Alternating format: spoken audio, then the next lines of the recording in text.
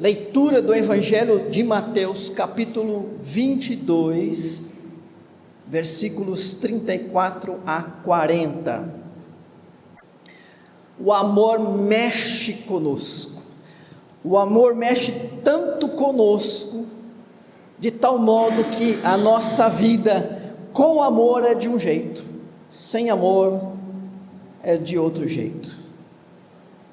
Do que foi falado nestas últimas semanas, resumidamente, podemos dizer que com a presença do amor, uma pessoa se caracteriza pela humildade, não pela intolerância, pelo coletivo, não pelo individualismo, pelo sacrifício, não pelo conforto, pelo interesse no conteúdo, na essência, não pela aparência ou exterior, pelo voluntariado, não pela obrigação, pela pacificidade e perdão, não pela hostilidade, pela participação, não pela indiferença.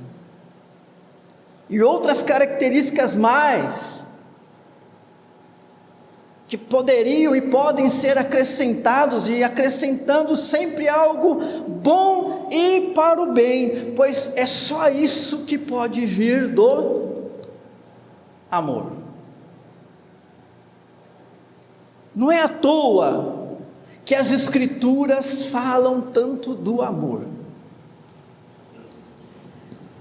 João falou do amor. Suas cartas estão cheias de textos, de versículos, de frases que falam do amor. Paulo também falou do amor, além do texto anterior que nós lemos, Romanos 13, 9 e 10, nos falam dele. Tiago, capítulo 2, versículo 8, nos fala do amor. E Pedro, na sua primeira carta, capítulo 1, versículo 22. Alguns textos, algumas passagens, que mostram que é um tema recorrente, é um tema fundamental nas Escrituras Sagradas, e não poderia ser diferente, uma vez que Deus é amor. A Escritura não poderia se omitir a respeito desse ensino, não só falando de Deus, mas também falando daqueles que olham para Deus e querem, pela fé, segui-lo de alguma maneira, querem que a presença dele se manifeste de alguma maneira na sua vida. Por isso, além de falar do amor de Deus, a Escritura também fala a respeito do amor ao próximo.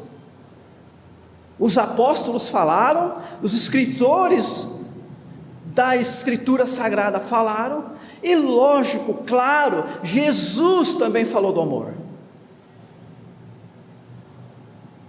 E um dos textos, um dos mais conhecidos textos, onde Jesus fala do amor, é esse que nós lemos. Ele foi inquirido pelos fariseus,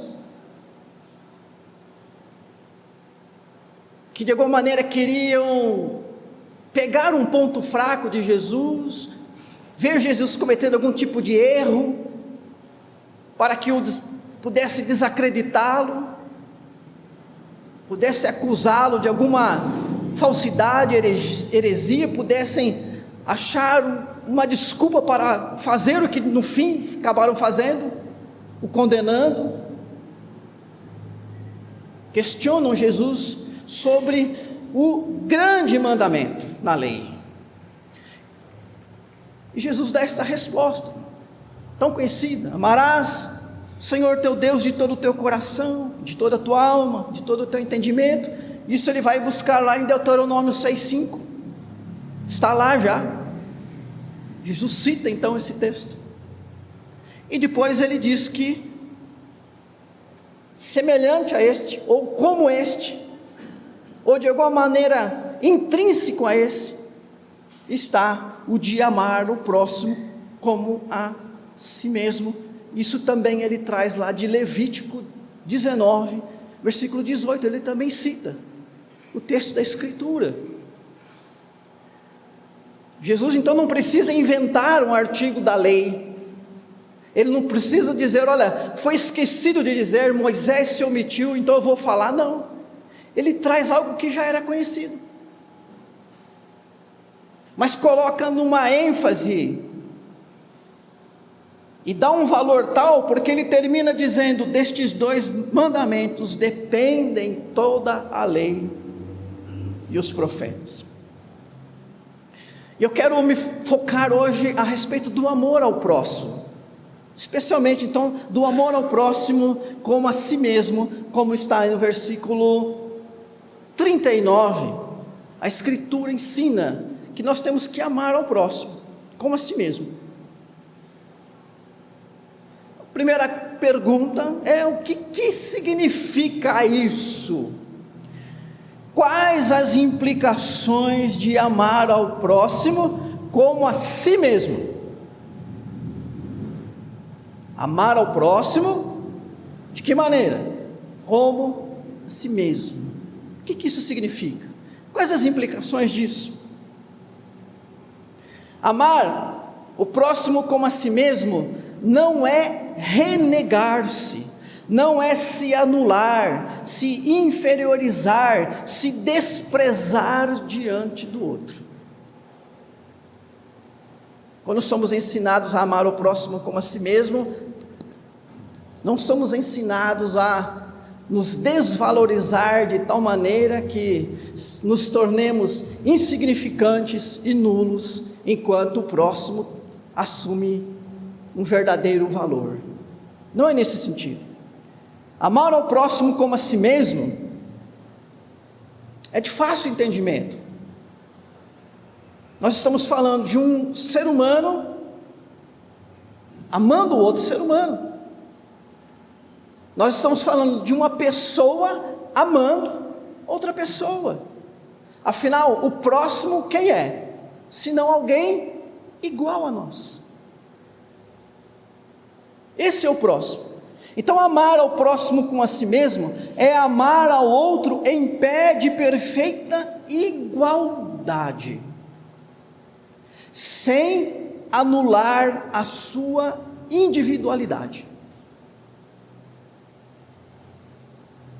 Amar ao próximo como a si mesmo é amá-lo em perfeita igualdade. Então nós nos vemos no mesmo nível, na mesma condição, somos iguais, somos seres humanos, somos pessoas e somos indivíduos.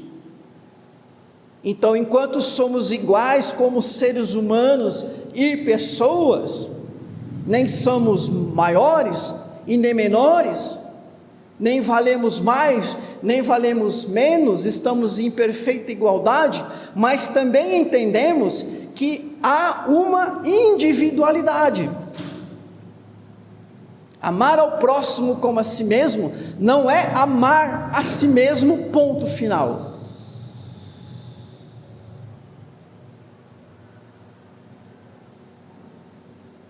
Há uma individualidade.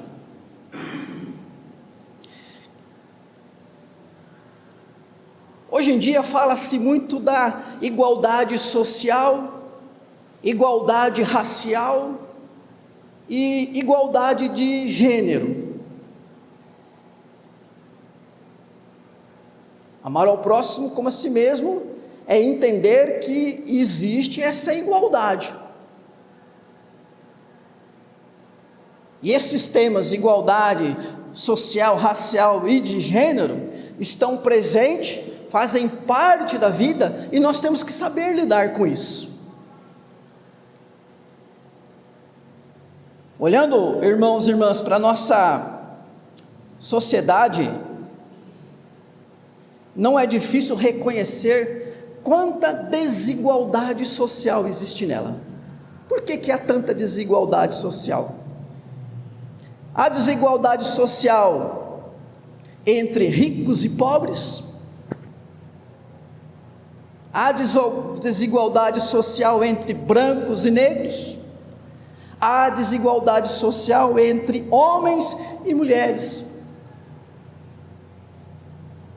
Você tem N estatísticas que mostram isso.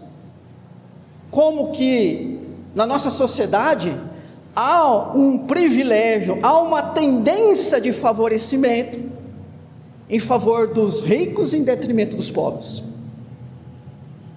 em favor dos brancos em detrimento dos negros, em favor dos homens em detrimento das mulheres. Nós não podemos negar a desigualdade social, pelo contrário, ela é notória, ela é muito clara. Nós estamos envolvidos numa sociedade cheia de desigualdade. E o que isso quer dizer? Ora, se amar ao próximo como a si mesmo é amá-lo ou considerá-lo na perfeita igualdade, e se existe desigualdade, irmãos e irmãs, isso só pode mostrar que o que falta na nossa sociedade, o que falta na nossa estrutura social, que favorece tanto grupos em detrimento de outros grupos, o que falta é o amor.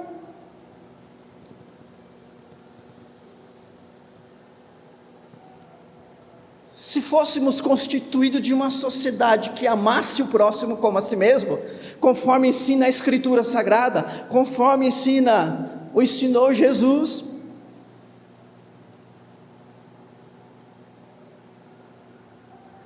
não haveriam essas desigualdades.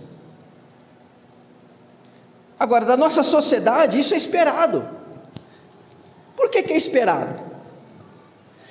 Quem é o Deus da nossa sociedade? E Deus aqui com letra minúscula, porque é um falso Deus. É o capital, é o dinheiro, é a riqueza, que são meios para o poder.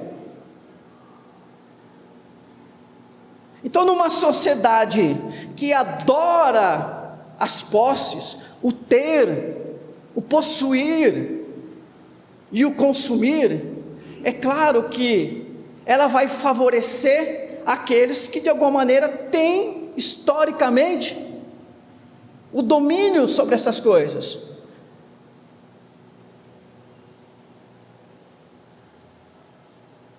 Historicamente, se você olhar sociologicamente a nossa sociedade, os brancos têm mais riqueza em suas mãos do que os negros.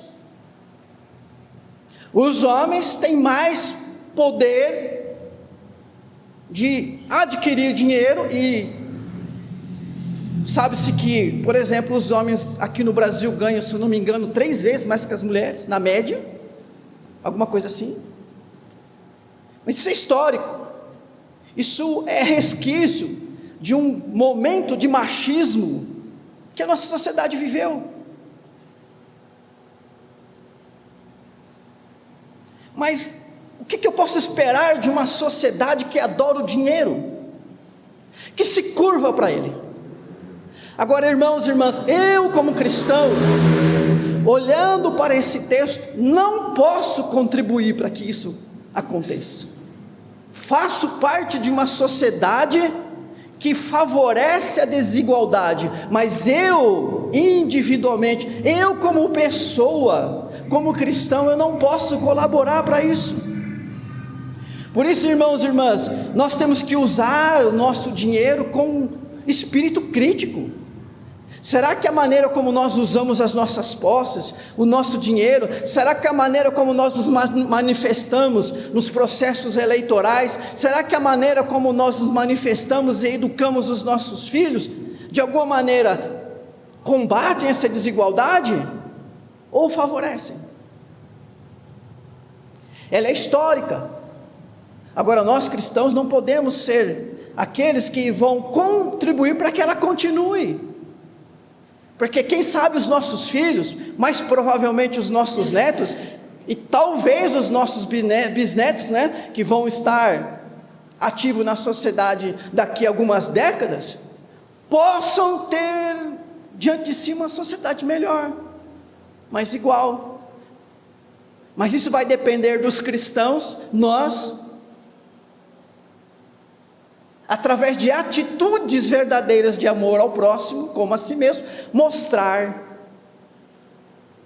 que esse Deus chamado dinheiro é uma grande enganação,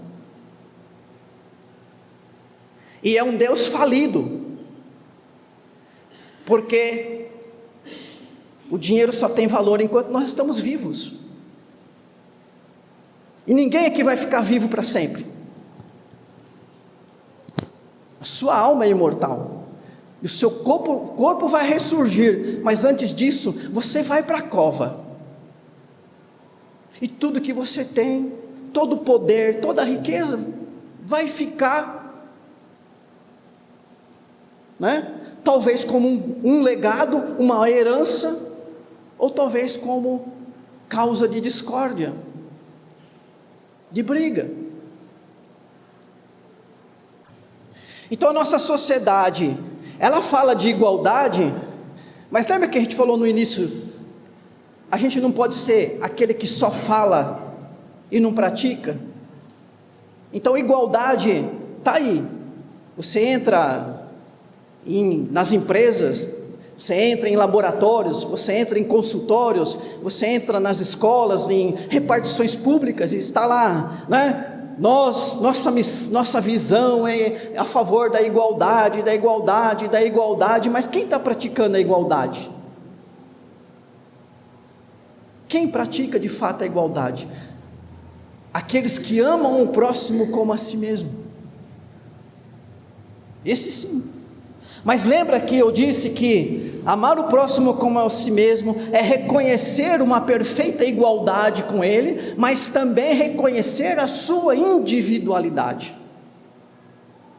Então eu não posso dizer eu te amo como meu próximo, como a mim mesmo, portanto eu o considero igual, e achar então que você tem que ser igual a mim, ou que eu tenho que ser igual a você, ou que nós dois precisamos ser exatamente a mesma pessoa, porque nós somos indivíduos, então existe a individualidade.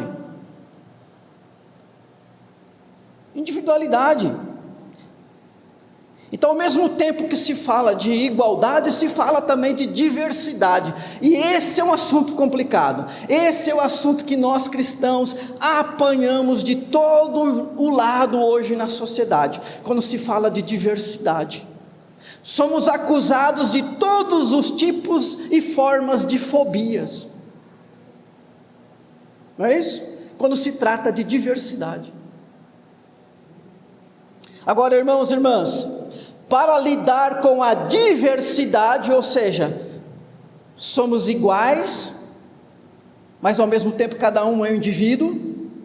Para lidar com a diversidade, os cristãos buscam separar a pessoa enquanto um ser humano igual, a igualdade, e nesse caso digno de amor e misericórdia, da pessoa em relação às suas escolhas, e aí está a individualidade. Eu reconheço que cada indivíduo faz as suas escolhas, isso é reconhecer a individualidade, mas isso não quer dizer que eu preciso aceitar para mim todas essas escolhas. Isso também é individualidade, mas é uma linha muito tênue, queridos, que gera debates, conflitos, e eu vou dizer uma coisa para vocês, uma coisa triste. Nós cristãos estamos perdendo de goleada nas universidades e nos tribunais.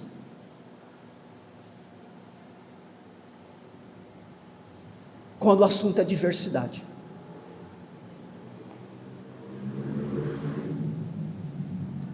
Aqui no Brasil, isso está acontecendo a rodo. Eu quero que você ouça os pensadores das nossas principais universidades, as federais, as públicas em geral, que são as onde tem os doutores e doutoras de maior renome, pensadores brasileiros que são consultados inclusive pelos tribunais. Nós perdemos de goleada.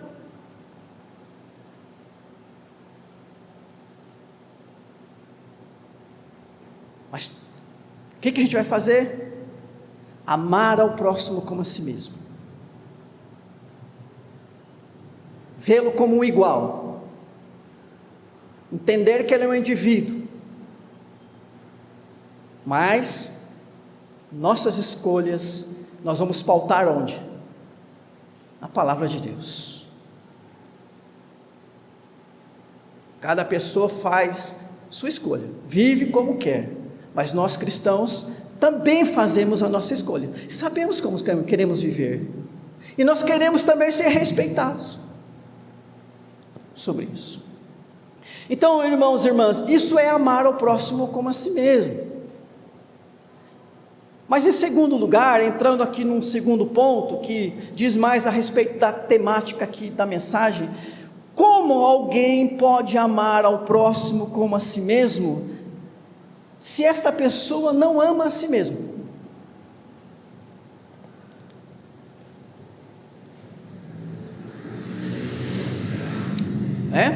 A lógica, eu amo a mim mesmo, então eu tenho que amar o próximo como eu amo a mim mesmo. Mas e se eu não me amo? Se alguém não ama a si mesmo, como é que nós podemos esperar que alguém que não ama a si mesmo ame o seu próximo como a si mesmo?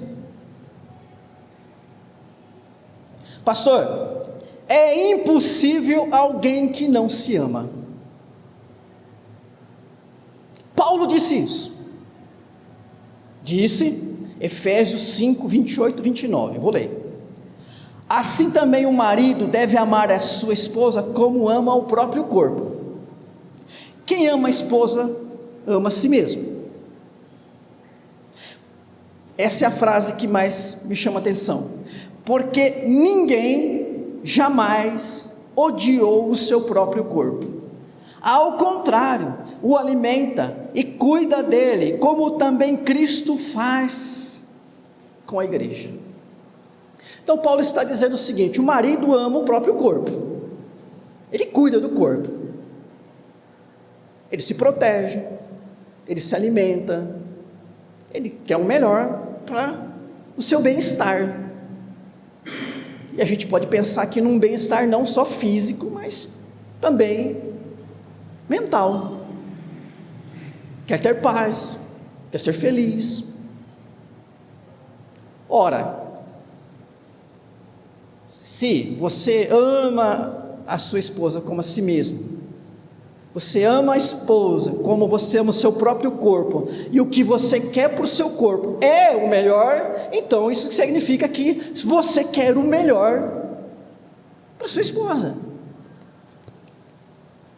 Inclusive ele diz que este é o amor de Cristo por nós. Olha que interessante, né? Então todo mundo se ama, sem falar, irmãos e irmãs, que o cristão conhece aquela exortação de João, 1 João 3,15, ele fala assim: olha, todo aquele que odeia o seu irmão é assassino.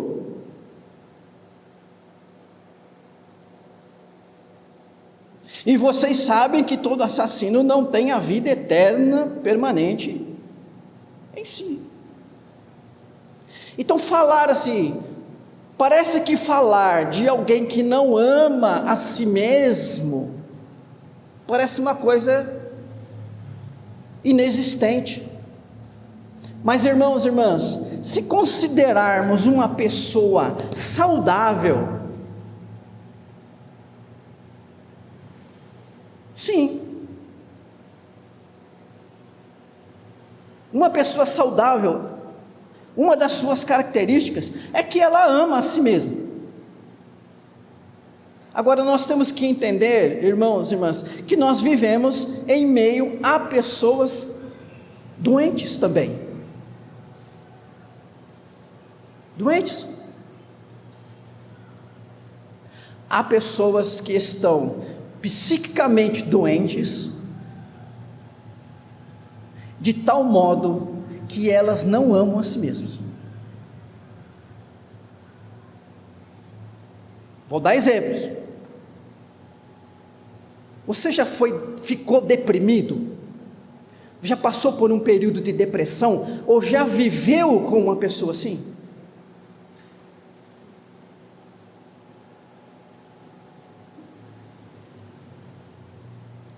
Uma pessoa que tem depressão, ou que está vivendo melancolia, depressão, ela tem sentimentos de autodesprezo, ódio e aversão.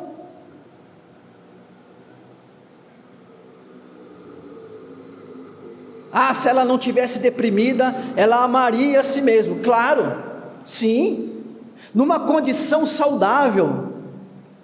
Faz parte da nossa natureza amar a si mesmo. Mas nós estamos falando de uma pessoa doente. Eu não trouxe aqui as estatísticas, mas a quantidade de pessoas deprimidas do nosso tempo é enorme. Algumas por períodos mais breves, relacionados a algum tipo de perda, conflito, trauma. Outras vivendo períodos, enormes períodos, em que ela sente esse autodesprezo, ódio, aversão. O que ela mais quer é o pior para ela.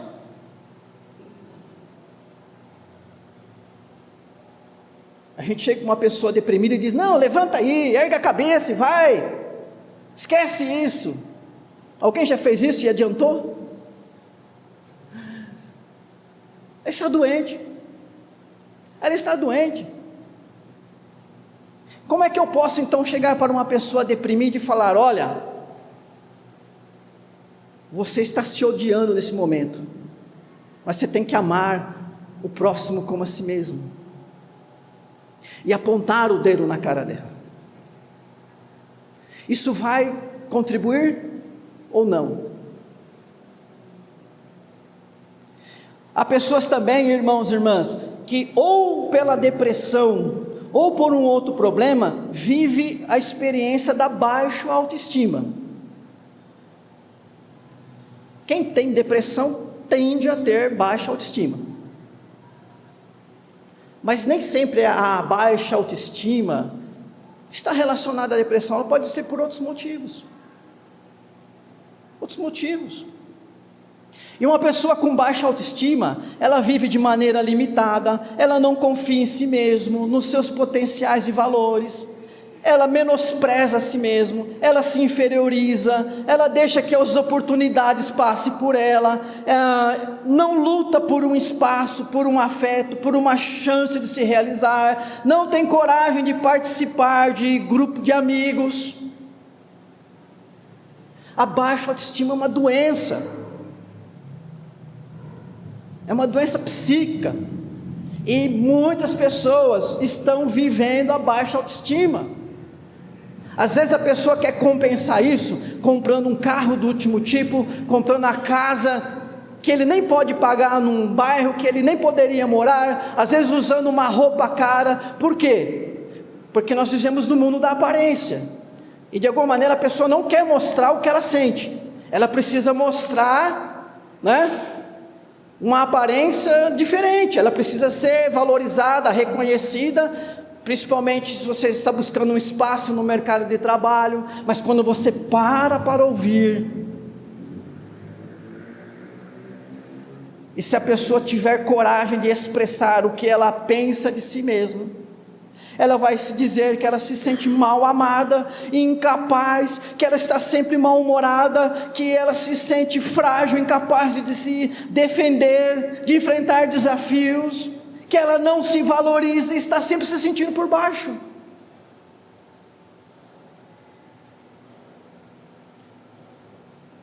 Imagine você viver assim. Eu não sei se você está assim ou se você conhece alguém assim.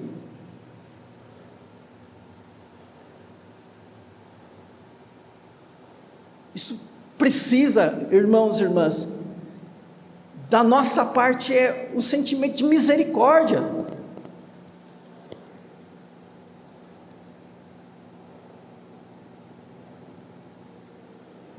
Pessoas deprimidas, pessoas com baixa autoestima, ainda pessoas que desenvolvem um auto-ódio, pessoas que odeiam a si mesmo. Tem, e não é incomum hoje em dia, sabe por quê? Hoje, a nossa sociedade gera muitas demandas. Por exemplo, demandas na área estética. Eu tenho que ser magro, eu tenho que ser sarado, eu tenho que ter cintura, eu tenho que ter tanto de peito, de cintura, de quadril, eu tenho que ter sobrancelha assim, cabelo daquele jeito. Isso está valendo para homens e mulheres. Então, a pessoa, ela idealiza uma imagem dela, uma imagem como ela deve ser segundo as demandas estéticas da sociedade. O problema é a hora que ela olha no espelho, porque ela cria uma imagem de como ela gostaria de ser, pensando naqueles atores, né, mais famosos, que são selecionados a dedos. Eis aí mais uma prova da desigualdade. Mas ela olha no espelho que ela vê que na realidade ela é bem diferente daquilo. Uma pessoa saudável, ela vai rir. Uma pessoa saudável vai falar: eu não sou tão bonito quanto aquela atriz tal, ou aquele ator tal, mas meu marido me ama, minha esposa me ama, meus amigos me amam, Deus me ama, Jesus me ama, e eu me amo, e estou feliz comigo mesmo. E vai perceber que essa imagem idealizada é produto da mídia, do mercado. Nós também temos demandas na hora no campo das posses. Qual é a marca do seu tênis? Qual é a versão aí do seu celular? Qual é o seu carro? Né? Que ano? Qual é a capacidade dele? Quantos litros cabe no tanque do seu carro? Qual é o pneu que ele usa? Que bairro você mora? Que bairro você mora? Tem gente que tem vergonha de falar onde mora, porque há estigma, sim, há estigmas. Você mora onde? Eu moro em tal lugar. É pobre. É pobre. Demandas na área da formação. Qual é a sua formação? Você não tem nenhum basiquinho superior? Hoje em dia? Que isso? Que vergonha! Demanda. Então ele se imagina como um acadêmico que mora num bairro rico tal, e que é bonito igual o ator X, até ele olhar no espelho e ver que ele não é nada daquilo. E uma outra demanda, irmãos e irmãs, que pega muito nos dias atuais, é quantos seguidores nós temos na rede social. Quantos likes você teve na sua postagem? Não é? Eu coloquei uma postagem e tive 3 visualizações. 3. Aí vem um sujeito lá sem noção, sem estudo, sem nada, sem compromisso com nada, fala um monte de besteira, e em 1 hora ele tem 3 bilhões de visualizações, e ganha o que eu vou ganhar o ano inteiro só com aquilo. Sim, enquanto eu tenho que estudar, ralar e pensar no que eu vou falar para ter 3 visualizações e ficar contente, porque 3 pessoas me ouviram, né? O sujeito que falou um monte de abobrinha teve 3 milhões de visualizações e recebeu da rede social uma grana para ele viver, viajar, gastar, comer. Então eu me imagino como alguém de sucesso. Então eu preciso criar conteúdos para que eu seja alguém que tenha grandes seguidores nas redes sociais. Eu preciso ter like, porque eu preciso chegar olha quantos likes eu recebi. Irmãos e irmãs, as demandas são as necessidades que o mercado cria. As demandas são as necessidades que a sociedade cria. Meu avô não precisava de celular, não precisava de internet, mas sabe por quê? Porque o Steve Jobs não tinha nascido ainda, porque ele mesmo disse: você não sabe o que deseja, mas nós sabemos que desejo vamos criar em vocês. Palavras dele. E hoje, irmãos e irmãs, a gente fica desesperado sem celular. Se a gente perder um, quebrar, não sei se tem dinheiro ou não, vai ter que ser no cartão, vai ter que ser nos juros, a gente tem que ter um. E não pode ser mais aquele basiquinho, porque não está rodando mais nada nele. Meu avô não tinha essa demanda, né? Mas tinha as demandas do seu tempo. Toda vez a sociedade cria demandas, né? E nós vivemos assim. Então nós criamos uma imagem nossa, como se eu fosse alguém. Veja, nós estamos falando, enquanto você está saudável, psicamente saudável, você consegue lidar com tudo isso. Quando a pessoa não está psicamente saudável, ela cria uma autoimagem, ela deixa se levar por essas demandas, e aí, irmãos e irmãs, o que acontece? Ela cria um auto-ódio, porque quando ela olha no espelho, ela vê um sujeito fracassado, desconhecido, e aí ela passa a ser alguém com uma autocrítica tremenda, ela vive criticando a si mesma, dizendo que o seu desempenho deveria ter sido melhor, nunca está satisfeita consigo mesma, aquela pessoa que faz e quando faz, tudo que faz, ela critica, ela está sempre se acusando, sempre duvidando das suas capacidades, sempre se depreciando, muitas vezes fazendo piadas dela mesma, pessoas que se ridicularizam, em forma de brincadeira, no fundo dizendo a verdade, é o que ela pensa dela mesma. E aqueles irmãos e irmãs que vão além, esse problema psíquico pode ser tão forte em algumas pessoas, tem pessoas que podem se odiar tanto, que elas podem se cortar, elas podem se ferir, e o momento mais grave do auto-ódio é quando a pessoa tira a própria vida.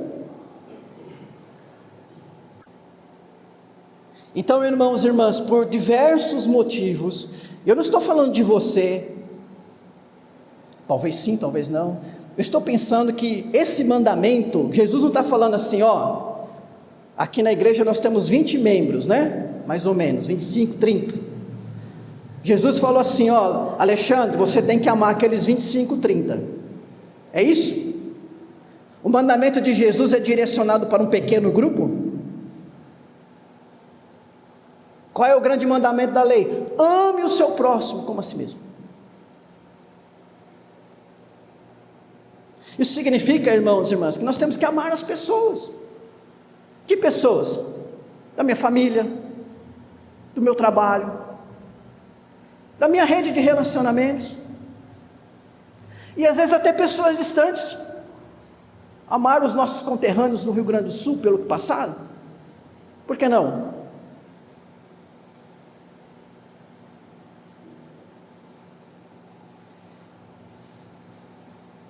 Amar pessoas de Cravinhos? Nós estamos aqui como igreja para quê? senão para mostrar que há pessoas que amam aqui nessa cidade, que estão dispostas a amar os moradores dessa cidade. Agora, nós temos que admitir que entre tantas pessoas, há aqueles que têm algum problema psíquico, de depressão, de baixa autoestima, de auto-ódio. 12% da população mundial é mentalmente doente. 12%.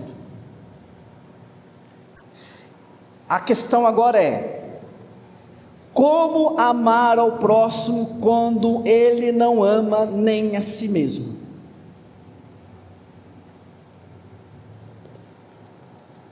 Como? Ele não está amando a si mesmo, ele está doente. O que eu faço com essas pessoas? O que fazer com pessoas assim, irmãos e irmãs? Como lidar com pessoas que, por razões diversas, e não só essas que eu falei, estão vivendo um momento em que não amam a si mesmo? Bom, eu posso ser aquela pessoa tipo os fariseus. O texto que nós lemos, aliás, o texto de Mateus capítulo 9, volta lá, Mateus 9, nós vamos ler juntos esse texto. Olha só o que diz o texto: e sucedeu que, estando ele em casa à mesa, muitos publicanos e pecadores vieram e tomaram lugares com Jesus e seus discípulos. Onde é que estava Jesus? Fugindo dos doentes. O pecador é um doente, não é não? O pecado não é uma doença espiritual. E entre esses pecadores nós não tínhamos pessoas que odiavam o seu próximo? Entre esses pecadores e publicanos nós não tínhamos pessoas que por diversas razões não amavam nem a si mesmos, muito menos o seu próximo? O texto diz que Jesus estava ali com esses homens. E aí então vieram os fariseus, versículo 11. Vendo isso, os fariseus perguntavam aos discípulos: por que come o vosso mestre com publicanos e pecadores? Olha lá, por quê? O dedinho estendido para os publicanos e pecadores, e se afastando, porque é isso que os fariseus faziam. Os fariseus achavam que se chegasse próximo dos pecadores, o pecado deles passava, era como se contaminasse eles. Eu não quero nem encostar nessa pessoa, eu não quero nem estar perto dela. Por que Jesus está ali, e assim, corre para trás? Por que Jesus está ali? Por que Jesus faz isso? Por que você se afasta das pessoas doentes? Por que você se afasta das pessoas quando elas não manifestam um bom humor para você? Quando elas não te tratam com gentileza? Ou você só fala bom dia para quem fala bom dia para você? Você só é amigo de quem é seu amigo?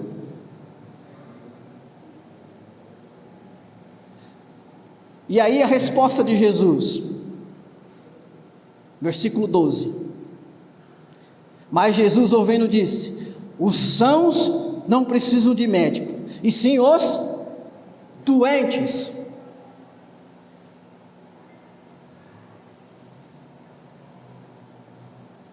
Quem é que precisa de médico? Doente. Ide, porém, aprendei o que significa misericórdia quero e não holocausto, pois não vim chamar justos, e sim pecadores ao arrependimento. Enquanto os fariseus estão assim, apontando o dedo, criticando, quem sabe rindo e zombando, e se afastando, Jesus está com os braços estendidos, indo na direção deles, indo no encontro deles, não para validar as escolhas dos publicanos. Eles eram avarentos, eram pecadores, isso é claro, a Bíblia fala isso, mas não para validar esse modelo de vida deles, mas para amar essas pessoas, manifestar misericórdia, porque são os doentes que precisam de ajuda. Os doentes. Se Deus dissesse assim: olha, escolha 100 pessoas de cravinhos, porque eu vou mandar 100 pessoas de cravinhos aqui para a igreja. Aí a gente vai puxar o histórico de cada um. Sujeito é bom, sujeito é honesto, sujeito é trabalhador, sujeito é bom marido ou é boa esposa. Aí vamos escolher os 100 melhores de cravinhos. Nós queremos esses 100 melhores.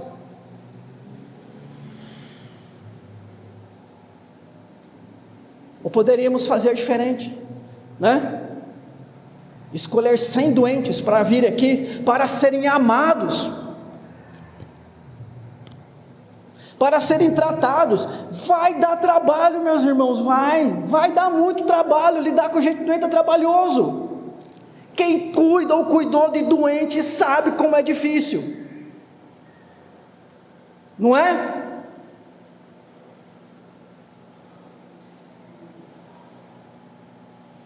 E Jesus está nos ensinando a que nós temos que amar o próximo como a si mesmo, e amar aqueles que não conseguem amar a si mesmos, porque estão doentes, porque precisam da nossa ajuda, da nossa cooperação. Então, irmãos, concluindo, ao invés de nos focar na acusação de quem não ama, vamos focar na misericórdia de quem não está agindo assim, porque não está amando a si mesmo. Amar ao próximo é apoiá-lo nas suas dificuldades. Vamos ser comunidade terapêutica, vamos ajudar essas pessoas, e o custo vai ser alto, mas é o ensino de Jesus Cristo para as nossas vidas.